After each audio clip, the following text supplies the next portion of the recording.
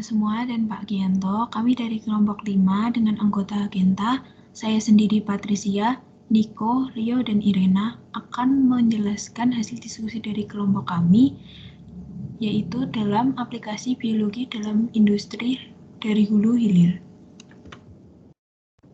Kami mengambil produk mie instan dari PT Indofood Sukses Makmur Tbk. Sumber bahan baku dan bahan penunjang. Bahan baku dalam pembuatan mie instan di PT Indofood Sukses Makmur Tbk menggunakan tepung terigu sebagai bahan dasarnya. Dalam memperoleh bahan baku maupun bahan pembantu, PT Indofood Sukses Makmur Tbk memperoleh dari dalam negeri. Tepung terigu diperoleh secara lokal yaitu dari PT Bogasari Flour Mill Surabaya. Yang kedua, bahan penunjang. Bahan penunjang merupakan bahan yang digunakan sebagai pelengkap dalam proses pembuatan mie instan. Tepung tapioka diperoleh dari supplier Lampung. Minyak goreng berasal dari merek Bimoli produksi PT Inti Boga Sejahtera Surabaya. Garam dapur berasal dari PT Garam Gresik. Untuk zat pewarna, jenis yang digunakan adalah tartazin CL19140. Bumbu dan minyak bumbu berasal dari PT Indofood Sukses Makmur Tbk Divisi Seasoning Semarang. Air berasal dari sumber air bor. Kemasan plastik diperoleh dari PT Cipta Kemas Abadi, sedangkan untuk karton berasal dari PT Surya Renggo Container. Selanjutnya adalah proses produksi mie instan di PT Indofood. Proses pertama itu dimulai dari tepung, yang nantinya dilakukan proses pencampuran, di mana proses pencampuran ini ditambahkan dari bahan-bahan lainnya. Kemudian lanjut ke proses pengepresan, pembentukan untayan mie, pengukusan, pemotongan dan pencetakan, penggorengan, pendinginan, dan pengemasan. Proses pertama adalah pencampuran. Proses mixing adalah proses mengadukan material atau bahan yang terdiri dari tepung dan air alkali, yang merupakan campuran air dengan bahan tertentu, sehingga diperoleh adonan yang merata. Yang kedua adalah pengepresan. Setelah adonan merata, adonan tersebut masuk ke dalam mesin pengepres. Di dalam mesin pengepres, adonan melalui beberapa roll press. Next. Yang ketiga adalah pembentukan untayan. Suatu proses pemotongan lembaran adonan menjadi untayan mie dan kemudian siap dibentuk gelombang mie. Yang keempat adalah pengukusan. Proses selanjutnya adalah proses pengukusan untayan mie yang keluar dari siliter secara kontinu dengan menggunakan stream box atau mesin yang memiliki tekanan uap yang cukup tinggi dengan suhu tertentu. Proses pengukusan akan berlangsung selama 2 menit dengan suhu pemanasan kurang lebih 65 derajat Celcius. Tujuannya adalah memasak mie mentah menjadi mie dengan sifat fisik padat. Next. Proses kelima adalah pemotongan dan pencetakan.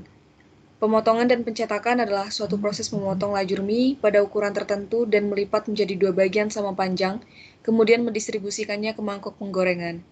Yang keenam adalah penggorengan, di mana proses penggorengan ini adalah suatu proses merepikan mie di dalam mangkok penggorengan, kemudian merendamnya di dalam media pengantar panas. Ketujuh adalah pendinginan. Ruang pendingin mie berupa lorong yang terdiri dari sejumlah kipas untuk menghembuskan udara ke segala mie yang melewat ruang tersebut. Tujuan proses pendinginan adalah untuk mendinginkan mie panas setelah proses penggorengan hingga diperoleh suhu kurang lebih 30 derajat Celcius sebelum dikemas dengan etiket. Dan proses yang terakhir adalah pengemasan. Pengemasan mie adalah proses penyatuan dan pembungkusan mie, bumbu, minyak bumbu, dan solid ingredient lainnya dengan menggunakan etiket sesuai standar yang ditetapkan. Tujuan proses pengemasan adalah untuk melindungi mie agar tidak tercemar dan rusak, sehingga mie tidak mengalami penurunan mutu ketika sampai kepada konsumen.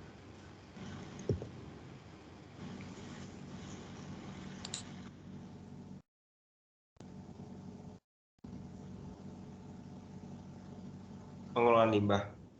Pada PT Indofood Sukses Makmur Tbk merupakan salah satu industri pangan terbesar dengan menghasilkan limbah yang dapat menimbulkan masalah. Cara penanganannya mengandung karbohidrat, protein, lemak, garam-garam mineral, dan sisa bahan kimia yang digunakan untuk pembersihan.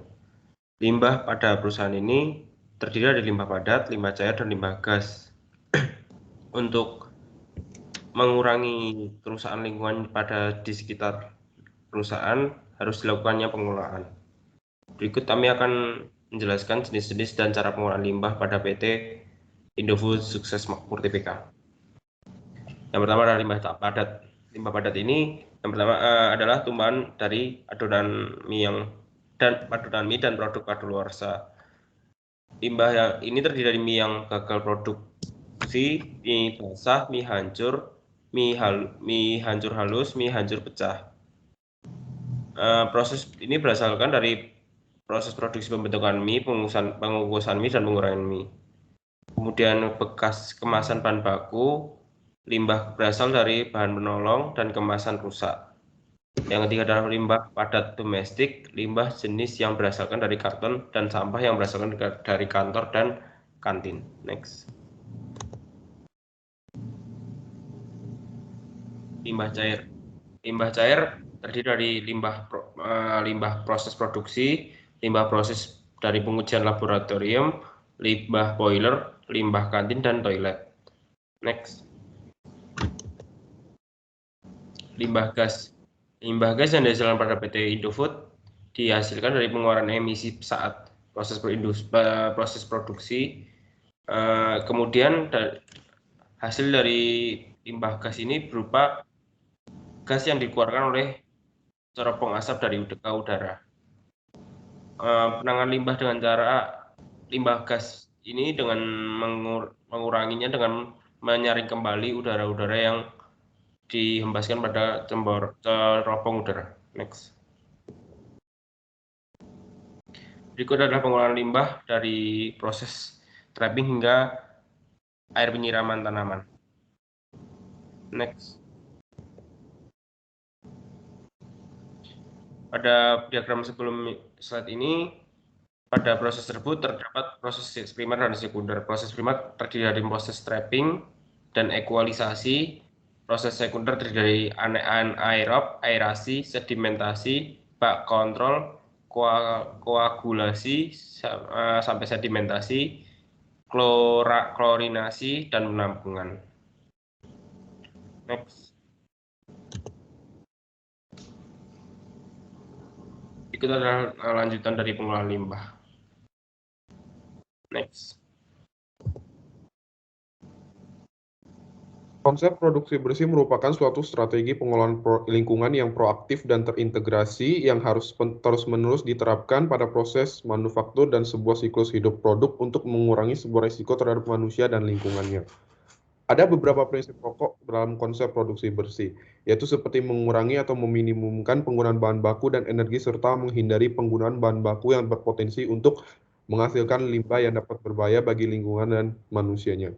Kemudian melakukan perubahan pada pola produksi dan konsumsi sesuai dengan daur hidup produk.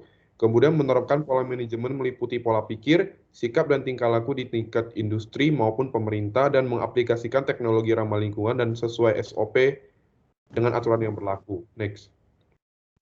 Untuk metode waste minimization, minimasi limbah dapat berupaya mengurangi limbah yang dibuang ke tempat pembuangan akhir dan termasuk pengurangan bahan baku serta daur ulang limbah. Untuk konsep minimasi limbah juga dapat dijelaskan sebagai kegiatan pencegahan dan pengurangan pada bahan untuk meningkatkan kualitas dari limbah akhir yang dihasilkan dari berbagai proses yang berlangsung sampai ke tempat pembuangan yang terakhir. Selanjutnya ada pollution prevention.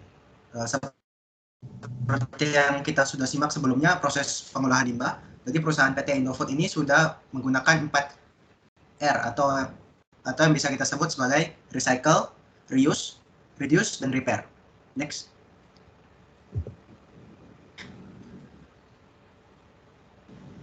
Selanjutnya ada prinsip ekoefisiensi. Ekoefisiensi adalah proses manufaktur yang meminimalkan penggunaan bahan baku, air, dan energi, serta dampak lingkungan per unit produk. Ekoefisiensi adalah konsep produksi bersih yang menerapkan ekonomi bersama dengan konsep lingkungan ke pembersih. Ekoefisiensi adalah strategi yang digunakan untuk mengurangi dampak lingkungan dan meningkatkan biaya produksi. Efisiensi lingkungan memotivasi PT Indofood untuk mengurangi dampak terhadap lingkungan dan dapat menjaga kebersihan lingkungan. Sekian dari kelompok kami, terima kasih.